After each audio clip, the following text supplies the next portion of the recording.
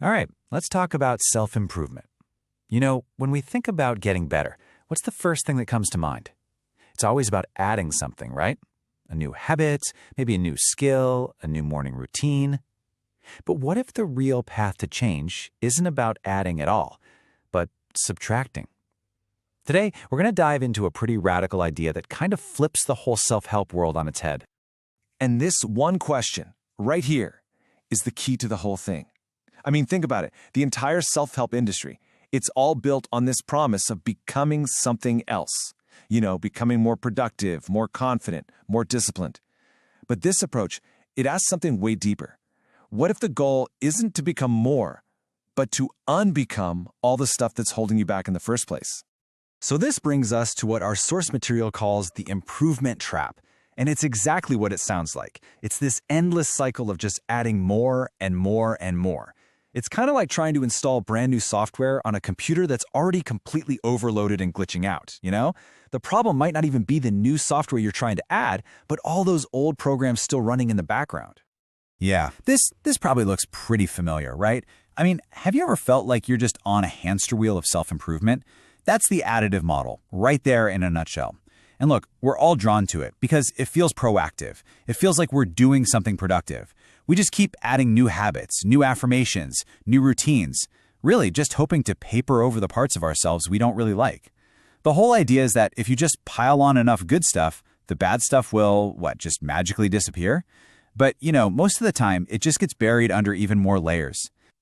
Okay, so if constantly adding stuff isn't the answer, what is? Well, it's a fundamental shift in how we approach this whole thing.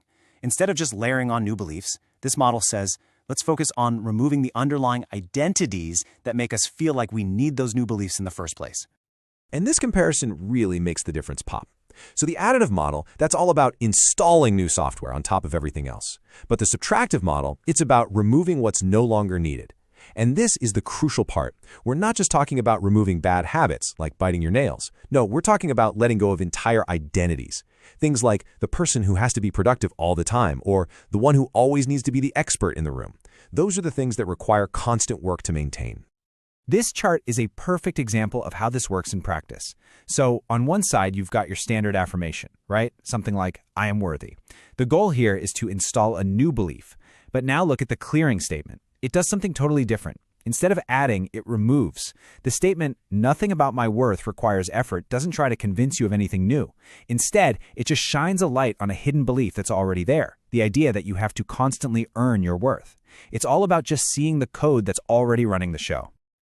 All right, so this all sounds really interesting in theory, right? But how do you actually, do it? How do you practice subtracting?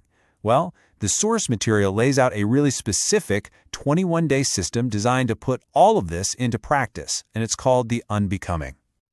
And the secret sauce is right here in the definition.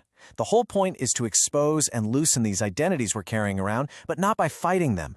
The tool is precise noticing. I mean, think of it like a scientist looking at something under a microscope. They're not trying to change it or fix it, right? They're just trying to see it clearly for exactly what it is. And that's the radical idea here. You don't actually have to fight an identity once you've truly, clearly seen it. And honestly, this is the engine of the entire practice. So why is just seeing a pattern so powerful? Well, it's because most of these identities, they operate in the dark, totally unconsciously. They're just on autopilot. The moment you shine a light on them, the moment you notice them without judging them, they start to lose their grip. You're not fixing a thing. The act of pure observation is what does all the heavy lifting. Okay, so if the work is all about noticing, then the obvious next question is, where are you supposed to look? And the answer, according to this model, is the body. But, and this is a big but, it's probably not in the way you're thinking. And this is a really, really crucial distinction. You see, most practices that focus on the body treat it like a project, right? Something to be fixed or healed or optimized. But in this model, the body is simply the location. It's the physical map where all these identities are stored. So we're not trying to change the sensations we find, we're just using them like breadcrumbs to trace our way back to the underlying source code. So the core technique is this very simple, almost clinical process. It's basically an inventory, not some kind of big emotional deep dive. First, you just notice 3 places in your body that are louder than the rest. Then, you mentally rank them. Loudest, second, third. And then, and this is the most important part, you do not interpret what they mean. The whole point of that rule is to stop you from turning it into a story, or, you guessed it, another self-improvement project. It's just pure, detached observation. And that's exactly why the language in this practice is so intentionally clinical and not all warm and fuzzy.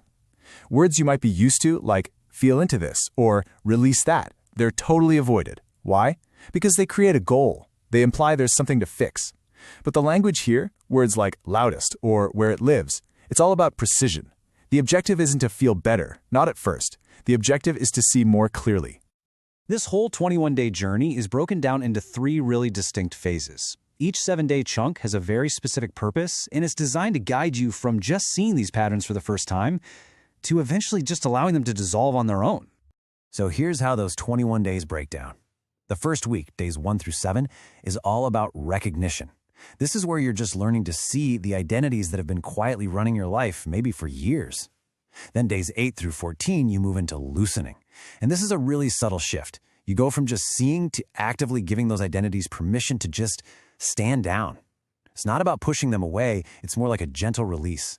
And finally, days 15 to 21, that's embodiment. This is where you learn to just reside in the space that gets created when you're not constantly working to maintain all those old structures. It's really about getting comfortable with the quiet. And what's really fascinating here is that the practice itself becomes subtractive. As you get into that final embodiment phase, the guided instructions, they start to fade away. The voice becomes super minimal because, hey, the goal has been achieved. You've learned how to notice things in this new way, and now the silence is what does the work. The practice itself literally starts to disappear. So what's the end game here? I mean, if it's not about becoming happier or stronger or more productive, then what is the actual goal? And this might be the most counterintuitive part of this whole model. And here it is. The goal isn't to gain more peace or more success or more of anything. The goal is simply less. Less stuff to manage, less to defend, less to uphold. I mean, just imagine the freedom of having nothing left to maintain about who you think you are. All of that energy just freed up for whatever comes next. And that brings this whole thing right back to you. It's a really powerful question to sit with. So for just a moment, forget about what you want to become. Instead, just ask yourself, what identity, what part of yourself that requires constant effort and energy are you just plain tired of maintaining? Because that question, that's the doorway this whole model opens up.